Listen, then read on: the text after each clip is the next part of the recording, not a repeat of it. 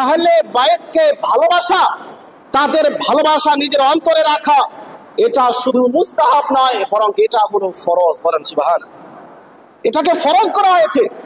এই আয়াতের ব্যাখ্যায় আশ-শূরা আয়াত নম্বর 23-এর ব্যাখ্যায় তাফসিরে খাজিন, তাফসিরে জুমাল এবং উর্দু ভাষায় একটি বিশ্ববিখ্যাত তাফসির, তাফসিরে খাজাইনুল ইরফানের মধ্যে হুজুর সদরুল আফাজিল সৈয়দ নঈমুদ্দিন মুরাদাবাদী রহমতুল্লাহ তাআলা আলাইহি বলেন, এই আয়াতের ব্যাখ্যাতেই যে দিনের ফরজ সমূহের মধ্যে আহলে বায়েতকে ভালোবাসা, তাদের মহব্বত নিজের অন্তরে রাখা, এটা হলো অন্যতম একটি ফরজ। বলেন সুবহানাল্লাহ। আল্লাহ পাক বলেন সূরা আশ-শূরা আয়াত নম্বর 23-এর মধ্যে, কুল লা আসআলুকুম আলাইহি আজরান ইল্লাল মাওয়াদ্দাতা ফিল কুরবা। আল্লাহ পাক নিজের হাবিবকে বলেন, হে হাবিব, আপনি বলে দিন আমি সেটার কারণে তোমাদের কাছে কোনো পারিশ্রমিক চাই না, কিন্তু আমার আত্মীয়দের ভালোবাসা। এই আয়াত কখন নাজিল হলো, কেন নাজিল হলো, এ সম্পর্কে তাফসীর কারকগণ বলেছেন যে এই আয়াতের অবতীর্ণের প্রেক্ষাপট হলো এই, নবী সাল্লাল্লাহু আলাইহি ওয়াসাল্লাম যখন হিজরত করে মক্কা থেকে মদিনায় উপস্থিত হলেন, মদিনায় গিয়ে দ্বীন ইসলামের প্রচার প্রসার করতে ব্যস্ত হয়ে গেলেন। মানুষ কিভাবে ইসলামের ছায়াতলে আসবে, এক আল্লাহকে বিশ্বাস করবে এবং আমাকে যে আল্লাহ পাক রাসূল করে দুনিয়ায় প্রেরণ করেছেন, কিভাবে লোক রিসালাতকে মেনে নেবে, ওয়াহদানিয়াতকে মেনে নেবে এবং সঠিক পথে ফিরে আসবে, এই চিন্তায় নবী সাল্লাল্লাহু আলাইহি ওয়াসাল্লাম চিন্তিত এবং শুধুমাত্র এই কাজেই নবী আলাইহিস সালাম ব্যস্ত।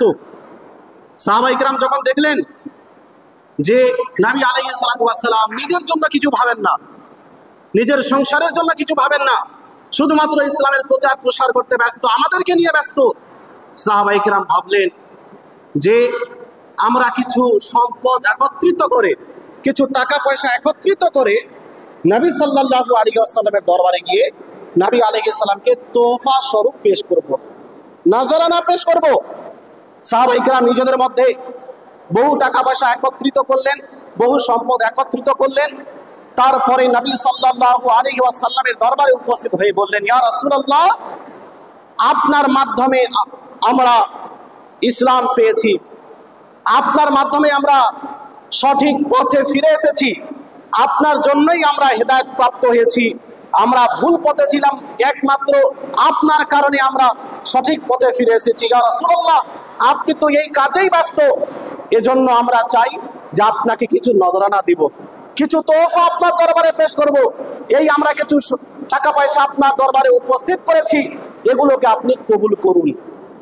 ওই সময় এই আয়াত নাজিল হলো এবং আল্লাহ পাক বললেন, হে হাবিব, আপনি বলে দিন যে আমি যে দ্বীনের প্রচার প্রসার করছি, আমার কারণে তোমরা হেদায়েত প্রাপ্ত হয়েছো, ওয়াহদানিয়ত আল্লাহর একত্ববাদকে তোমরা বিশ্বাস করেছো, আমাকে রাসূল হিসেবে তোমরা স্বীকারোক্তি দিয়েছো, এই যে আমার অবদান, এর জন্য আমি তোমাদের কাছে কোনো পারিশ্রমিক চাই না, কোনো মজুরি চাই না, তবে হ্যাঁ, আমি চাই যে তোমরা আমার আত্মীয় স্বজনকে ভালোবাসো। বলেন সুবহানাল্লাহ। এখানে আল কুরবা, আমার আত্মীয় স্বজনকে, আমার আত্মীয়দেরকে তোমরা ভালোবাসো, এই আত্মীয় বলতে কাদের বোঝানো হয়েছে? তাফসীর কারকগণ এই প্রসঙ্গে তিনটি মত উল্লেখ করেছেন। প্রথম মত, এখানে আল কুরবা আত্মীয় বলতে হযরত মাওলাই কায়নাত, মাওলা মুশকিল কুশা হযরত আলী রাদিয়াল্লাহু তাআলা, হযরত ফাতিমা রাদিয়াল্লাহু তাআলা আনহা এবং ইমাম হাসান ও ইমাম হোসেন রাদিয়াল্লাহু তাআলা আনহুমাকে বোঝানো হয়েছে। দ্বিতীয় মত অনুযায়ী হযরত আলী, হযরত আকিল, হযরতে জাফর ও হযরতে আব্বাসের বংশকে বোঝানো হয়েছে। তৃতীয় মত অনুযায়ী যাদের প্রতি সাদকায়ে ওয়াজিবা হারাম, যেমন বনি হাশিম এবং বানি আব্দুল মুত্তালিব এর নিষ্ঠাবান লোকদেরকে বোঝানো হয়েছে। এই তিনটি তাফসীরের মধ্যে, তিনটি ব্যাখ্যার মধ্যে আপনি যে কোনো ব্যাখ্যা নিন না কেন, প্রত্যেক ব্যাখ্যার মধ্যে হযরতে আলী রাদিয়াল্লাহু তাআলা আনহু আছেন, মা ফাতেমা আছেন, হযরত ইমাম হাসান আছেন এবং ইমাম হোসেন রাদিয়াল্লাহু তাআলা আনহু আছেন। বিশেষভাবে এরা প্রত্যেক জায়গায় আছেন এবং নবী সাল্লাল্লাহু আলাইহি ওয়াসাল্লাম বিশেষভাবে তাদের সঙ্গে ভালোবাসা রাখার, মহব্বত রাখার আদেশ দিয়েছেন। মনে রাখবেন, আহলে বাইতের মধ্যে নবী সাল্লাল্লাহু আলাইহি ওয়াসাল্লামের স্ত্রীগণও কিন্তু আছেন। অনেকেই স্ত্রীগণকে বাদ দিয়ে দেন, অথচ নবী সাল্লাল্লাহু আলাইহি ওয়াসাল্লাম যত স্ত্রী আছেন সমস্ত স্ত্রীগণ আহলে বাইতের মধ্যেই আছেন। তো এই আয়াতের মধ্যে আল্লাহ পাক নিজের হাবিবকে বলে দিলেন যে আপনি আপনার উম্মতকে জানিয়ে দিন যে দ্বীনের প্রচার প্রসার করার জন্য আমি তোমাদের কাছে কোনো মজুরি চাই না, তবে আমি যেটা চাই সেটা হলো আমার বংশকে তোমরা ভালোবাসো। এই আয়াতের ভিত্তিতে উলামায়ে কেরাম সুস্পষ্টভাবে বলেছেন যে আহলে বায়েতকে ভালোবাসা, তাদের ভালোবাসা নিজের অন্তরে রাখা, এটা শুধু মুস্তাহাব নয়, বরং এটা হলো ফরজ। বলেন সুবহানাল্লাহ। এটাকে ফরজ করা হয়েছে।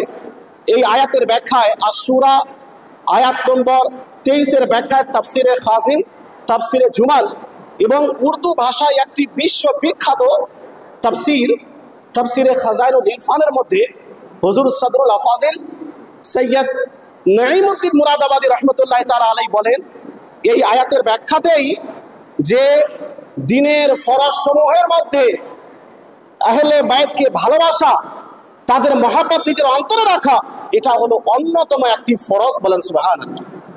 আহলে বাইতের ভালোবাসা নিজের অন্তরে রাখাটা ঈমানের অঙ্গ।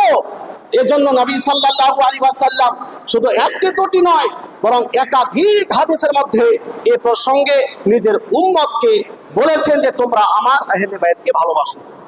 একটি হাদিস মিশকাত শরীফে বর্ণিত হয়েছে, নবী সাল্লাল্লাহু আলাইহি ওয়াসাল্লাম বলেন, আহিব্বু আহলা বাইতি লিহুব্বি, হে আমার উম্মতিরা শোনো, আমার ভালোবাসার কারণে তোমরা আমার আহলে বাইতকে ভালোবাসো। বলেন সুবহানাল্লাহ।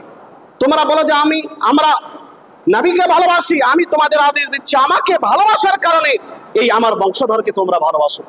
নবী সাল্লাল্লাহু আলাইহি সাল্লাম অসংখ্য জায়গায় আহলে বাইতের ফজিলত বর্ণনা করেছেন এবং আহলে বাইতকে ভালোবাসা, তাদের সম্মান শ্রদ্ধা বজায় রাখার আদেশ দিয়েছেন। আজ আমরা আলহামদুলিল্লাহ আহলে বাইতকে ভালোবাসি এবং তাদের পথে চলার চেষ্টা করি। আহলে বাইতকে যারা ভালোবাসে তাদের পরিণাম কি, তাদেরকে কাল হাসরের দিনে কি দেওয়া হবে, এ প্রসঙ্গে নবী সাল্লাল্লাহু আলাইহি সাল্লাম একটি হাদিস শরীফের মধ্যে কি বলেছেন আপনাদের শোনাই। মুস্তাদরাক লিল হাকিম 4823 নম্বর হাদিসের মধ্যে নবী সাল্লাল্লাহু আলাইহি ওয়াসাল্লাম কি বলেছেন, এই হাদিসটি মাওলাই কায়নাত হযরতে আলী রাদিয়াল্লাহু তাআলা আনহু বর্ণনা করেন। আন আলী রাদিয়াল্লাহু তাআলা আনহু قال আখবারানি রাসূলুল্লাহ সাল্লাল্লাহু আলাইহি ওয়াসাল্লাম ইন্না আউওয়ালা মান ইয়াদখুলুল জান্নাহ আনা ওয়া ফাতিমাতু ওয়াল হাসানু ওয়াল হুসাইন। কুলতু ইয়া রাসূলুল্লাহ ফামুহিব্বুনা ক্বালা মিন ওয়ারাইকুম। নবী সাল্লাল্লাহু আলাইহি ওয়াসাল্লাম আহলে বাইত সম্পর্কে কি বললেন? মাওলায়ে কায়নাত বলছেন যে রাসূল করিম সাল্লাল্লাহু আলাইহি ওয়াসাল্লাম আমাকে খবর দিলেন যে যারা প্রথম সারিতে জান্নাতে প্রবেশ করবে তাদের মধ্যে হলাম আমি এবং ফাতেমা এবং হাসান ও হুসেন। এরা প্রথমত জান্নাতের মধ্যে প্রথম লাইনে, প্রথম সারিতে যারা জান্নাতে প্রবেশ করবে তাদের মধ্যে। আমি জিজ্ঞেস করলাম, ইয়া রাসূলুল্লাহ ফামুহিব্বুনা, যারা আমাদেরকে ভালোবাসে, আহলে বাইতকে যারা ভালোবাসে তাদের অবস্থা কি হবে? নবী সাল্লাল্লাহু আলাইহি ওয়াসাল্লাম বললেন, মিন ওয়ারাইকুম, তোমরা যখন জান্নাতে যাবে যারা তোমাদেরকে ভালোবাসবে তারাও তোমাদের পেছনে পেছনে জান্নাতে প্রবেশ করবে। বলেন সুবহানাল্লাহ।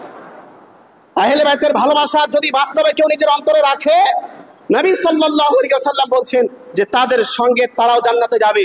কিন্তু বলতে চাই যে আহলে বাইতের ভালোবাসার অর্থ কি? যে ব্যক্তি বাস্তবে আহলে বাইতের প্রেমিক হবে, তাদের ভালোবাসবে, সে বাস্তবে নামাজি হবে। যারা আহলে বাইতকে ভালোবাসবে তারা রমজানের রোজা রাখবে।